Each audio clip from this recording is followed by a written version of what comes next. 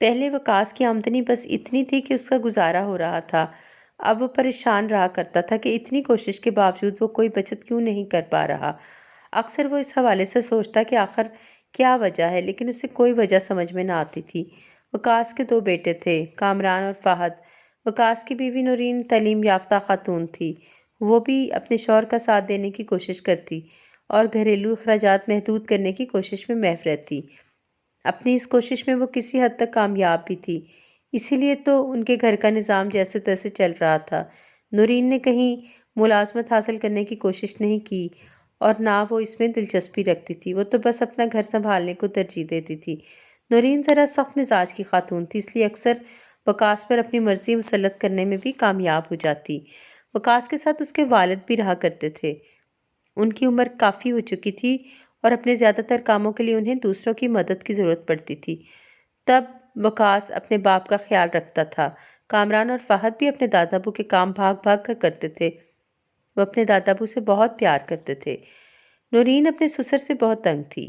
وہ انہیں اپنے اوپر بوجھ سمجھتی تھی، لیکن وقاص اسے سمجھاتا کہ والدین تو اولاد کے لیے بہت بڑی نعمت ہوتے ہیں، ان کی خدمت کرنی چاہیے تاکہ اللہ تعالیٰ خوش ہو اور اپنی رحمتیں نازل کرے، لیکن وہ ایک کان سے سن کر دوسرے کان سے نکال دیتی۔ اسے یہ بات بھی پسند نہیں تھی کہ کامران اور فہد اپنے دادا کے پاس کیوں گھسے رہتے ہیں۔ وہ اکثر انہیں منع کرتی رہتی، لیکن بچے تو من کے سچے ہوتے ہیں، وہ وہیں زیادہ جاتے ہیں جہاں سے انہیں پیار ملتا ہے۔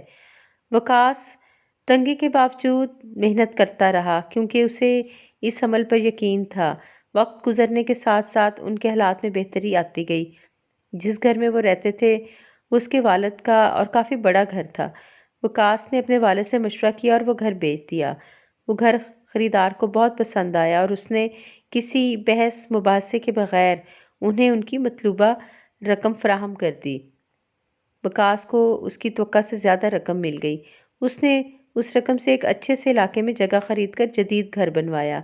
نیا گھر انہوں نے ایک نئی آباد ہونے والی کالونی میں لیا تھا۔ اس کالونی میں ہر سہولت موجود تھی۔ انہوں نے اپنے نئے گھر کو بڑے زبردست طریقے سے سجایا۔ گھر میں قالین بھی بچھ گئے اور نیا فرنیچر بھی آ گیا، پردے لگ گئے۔ نورین کی نظر میں اگر اس گھر میں کچھ پرانا تھا تو وہ وقاص کے والد تھے۔ وہ اس کوشش میں تھی کہ کسی طرح ان سے جان چھوٹ جائے۔ ایک دن نورین نے وقاص سے کہا، میں آپ سے ایک بات کرنا چاہتی ہوں۔ ہاں بولو۔ یہ سن کر وہ ٹھہرے ہوئے لہجے میں بولی، میری بات کا برا نہ منانا، اگر آپ ابو جی کو اوپر والے کمرے میں لے جائیں تو ہم انہیں کھانا وہیں پہنچا دیا کریں گے۔ یہ سن کر وقاص چونک پڑا، بولا، یہ کیا کہہ رہی ہو؟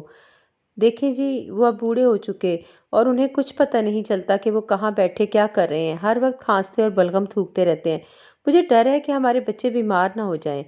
نورین، اس عمر میں ایسے مسائل تو ہو ہی جاتے ہیں، رہی بات بچوں کی تو وہ ان کے ساتھ وقت گزارتے ہیں، یہ اچھی بات ہے، ابو جی ان کی اچھی تربیت کر رہے ہیں۔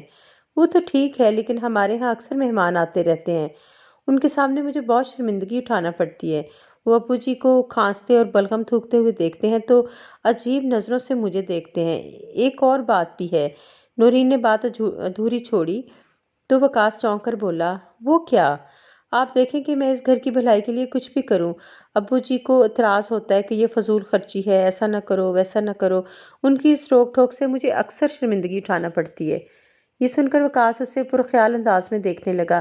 اصل میں وقاص ایک ادارے میں ملازمت کرتا تھا۔ آج کا دور مقابلے کا دور ہے، اس لیے وہ اضافی وقت لگا رہا تھا تاکہ مالکان خوش ہو کر اسے ترقی دے دیں۔ ویسے بھی وہ اس بات کا حقدار تھا، لیکن جانے کیوں ابھی تک اسے ترقی نہیں ملی تھی۔ اس کے پاس اب وقت ہی نہیں ہوتا تھا کہ کچھ دیر کے لیے اپنے باپ کے پاس جا کر بیٹھ جائے۔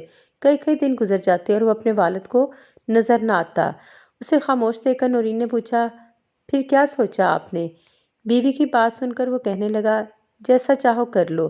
یہ سن کر اس کی بیوی خوش ہو گئی۔ اس کی تو جیسے دلی مراد پوری ہو گئی تھی۔ اس نے اسی دن اپنے سسر کو اس کے بستر سمیت اوپر والے کمرے میں پہنچا دیا۔ پھر کچھ دنوں بعد اس نے ان کے برتن بھی الگ کر دیے تاکہ دوسرے برتن آلودہ نہ ہوں۔ ابھی بھی اس کا دل نہیں بھرا تھا۔ کچھ ہی دن گزرے تھے کہ وہ اوپر چڑھنے اور نیچے اترنے سے تھک گئی اور بیزار ہو کر اپنے شوہر سے کہنے لگی، میں اور میرے بچے ابو جی کے لیے کھانا لے جانے اور واپس آنے میں تھک گئے ہیں۔ اچھا پھر کیا کیا جائے؟ وقاص کو بھی اپنی بیوی اور بچوں کا احساس ہو رہا تھا۔ میرا خیال ہے کہ آپ انہیں نیچے لے آئیں اور اسٹور والا کمرہ دے دیں۔ یہ سن کر وقاص بولا، ٹھیک ہے، جیسے تمہاری مرضی۔ اجازت ملنے کی دیر تھی کہ اس نے سسر کو نیچے اتارا اور اسٹور میں پہنچا دیا۔ کپڑے اور ضرورت کی چیزیں پاس رکھ دیں، ساتھ ہی کھانے پینے کے برتن بھی رکھ دیے۔ یوں ہی کئی دن گزر گئے۔ ایک دن وہ سب دوپہر کا کھانا کھانے بیٹھے۔ اس دن اتوار تھا، اس لیے وقاص بھی گھر پر موجود تھا۔ اچانک فہد بولا، پاپا، جب دادا فوت ہو جائیں گے تو میں ان کے برتن سنبھال کر رکھوں گا۔ یہ سن کر وقاص حیرت سے بولا، بیٹا تم ان کا کیا کرو گے؟ جب آپ دادا جان کی طرح بوڑھے ہو جائیں گے تو میں آپ کے لیے اس میں کھانا رکھا کروں گا۔ یہ سن کر وقاص نے جو لقمہ منہ میں ڈالا تھا وہ اس کے حلق میں اٹک گیا اور اس کی آنکھیں پھٹی کی پھٹی رہ گئیں۔ اسی وقت اسے اللہ تعالیٰ کا فرمان یاد آ گیا کہ اپنے والدین کے ساتھ احسان کرو۔ اسے ایک حدیث مبارکہ بھی یاد آ گئی جو اس نے کہیں پڑھی تھی۔ حضرت عبداللہ بن عمر رضی اللہ تعالیٰ عنہ فرماتے ہیں کہ نبی اکرم صلی اللہ علیہ وآلہ وسلم نے ارشاد فرمایا، باپ کی خوشی میں اللہ تعالیٰ کی خوشی اور باپ کی ناراضی میں اللہ تعالیٰ کی ناراضی ہے۔ وقاص کو فوراً احساس ہوا کہ جب وہ بچہ تھا اور اپنا کوئی کام کرنے کے قابل نہیں تھا تو والدین نے اس سے منہ نہیں موڑا تھا۔ آج جب اس کے والد پر بڑھاپے کی وجہ سے وہی وقت آیا اور اسے وقاص کی اشد ضرورت تھی تو اس نے اپنی بیوی کی باتوں میں آ کر اپنے والد کو اپنے آپ سے دور اسٹور میں منتقل کر دیا۔ اس کے والدین نے تو اپنا فرض خوش دلی سے پورا کر دیا، اور جب وقت آیا کہ وقاص اپنا فرض ادا کرے تو وہ والدین کے حقوق بھول بیٹھا۔ وہ فیصلہ کن لہجے میں بیوی سے بولا، سنو، اب سے میں کھانا اور چائے ان کے ساتھ ہی کھایا پیا کروں گا۔ اس کی بیوی ہکا بکا ہو کر اسے دیکھنے لگی۔ وقاص اٹھ ہی رہا تھا کہ اسے ایک اور خیال آیا۔ وہ پھر بیٹھ گیا اور بولا، بلکہ ایسا کرتے ہیں کہ ہم سب مل کر ان کے ساتھ کھانا کھاتے ہیں۔ اس کا لہجہ ایسا تھا کہ بیوی کو کچھ بولنے کی ہمت ہی نہ ہوئی۔ ابو کی بات سنتے ہی کامران بھاگ کر گیا اور اپنے دادا ابو کو بلا لایا۔ پھر ان سب نے مل کر کھانا کھایا۔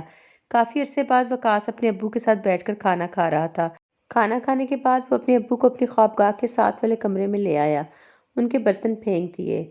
آئندہ جب وہ سب کھانا کھانے بیٹھتے، وقاص ایک لقمہ اپنے ابو کے منہ میں رکھتا تو دوسرا لقمہ اپنے منہ میں ڈالتا۔ پھر وہ جب تک زندہ رہے وقاص ان کی دل و جان سے خدمت کرتا رہا اور ان کے حقوق ادا کرنے میں کبھی کوتاہی نہ کی۔ اس داستان کا مثبت پہلو یہ ہے، جس ادارے میں وہ ملازمت کرتا تھا وہاں بہت عرصے سے وقاص کی ترقی رکی ہوئی تھی۔ اب جو اس نے والد کی خدمت کی تو بیٹے کی قسمت بھی جاگ اٹھی اور وہ جلد ہی اس ادارے کے اعلیٰ عہدے پر جا پہنچا۔ اسے ہر طرح سے خوشحالی حاصل ہو گئی تھی۔ اب اسے یقین ہو گیا تھا کہ پہلے اس سے اس کا باپ ناراض تھا، اسی وجہ سے وہ انتہائی محنت کرنے کے باوجود ناکام رہا۔ باپ راضی ہوا تو اللہ نے بھی خوش ہو کر اسے کامیاب انسان بنا دیا۔ وہ اپنے چھوٹے بیٹے کا شکر گزار تھا کہ اس نے اسے اس کا بھولا ہوا فرض یاد دلا دیا تھا، ورنہ وہ جو آج اپنے باپ کے ساتھ کر رہا تھا ویسا ہی کل اس کے ساتھ ہو سکتا تھا۔ بہترین کہانیوں اور شاعری کے لیے اردو جلد رنگ کو سبسکرائب کرنا، لائک کرنا بالکل نہیں بھولنا۔